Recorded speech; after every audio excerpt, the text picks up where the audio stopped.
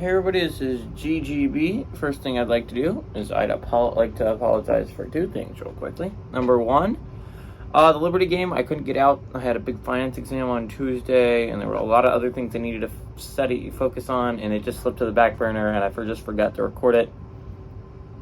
Congrats to Liberty, by the way, for winning and staying an undefeated football team against a good Western Kentucky team, probably the best team you'll face all year. Obviously, there's still room to trip up down the stretch, but I could easily see Liberty finishing the year undefeated.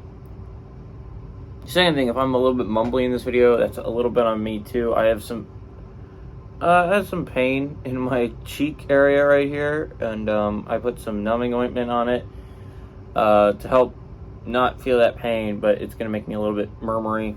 So that's on me as well. But at 12 o'clock, we got the first of three Dune window games. We got Florida State, who's 7-0. Traveling to Wake, who's 4-3. Florida State favored by 20.5 points on ABC.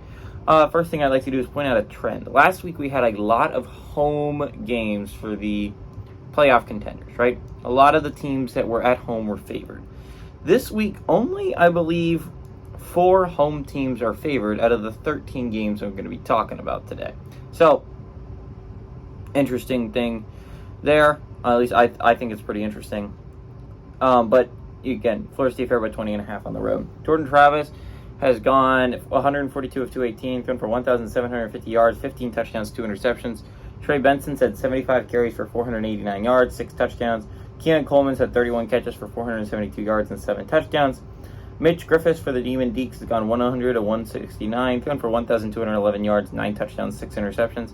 I do expect Mitch Griffiths to be back for this football game.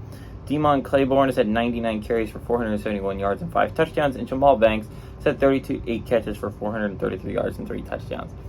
Florida State's 30-9 against Wake all time. The last 3 games have gone to Wake from 2019 to 2022.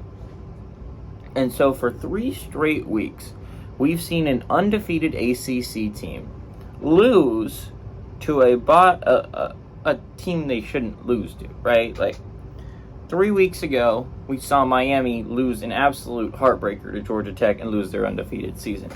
2 weeks ago, we saw Louisville, coming off a huge win against Notre Dame, get their butts kicked by a Pittsburgh team that no one thought could do that. An only FBS win so far this year for Pitt. And then last week, an undefeated UNC team at home got handed their first loss of the season by Virginia. The Virginia Cavs, it was only their second win of the year, period, and again their first FBS win. And can we make it 4 in a row? The Demon Deacs, while I was hating on them at the beginning of the year, I've come a little bit around on them. They're not the greatest ACC team in the world, but they're not the worst either. They run a very interesting offense, and now that they're no longer undefeated, and I was saying this is the worst undefeated team, this isn't a bad 4-3 squad, especially at home. I think Florida State could have some trouble with them. They run a very unique offense, if you did not know.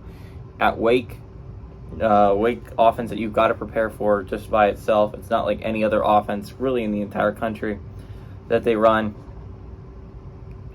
Wake's looking to get to bowl eligibility this year. I don't think they're looking for anything more than that, but I think they could definitely do it. I think there is a chance at a shocker here early on at a noon window, but I do think Florida State ekes out a victory. Give me FSU to win, but Wake to cover, and it's actually a close game.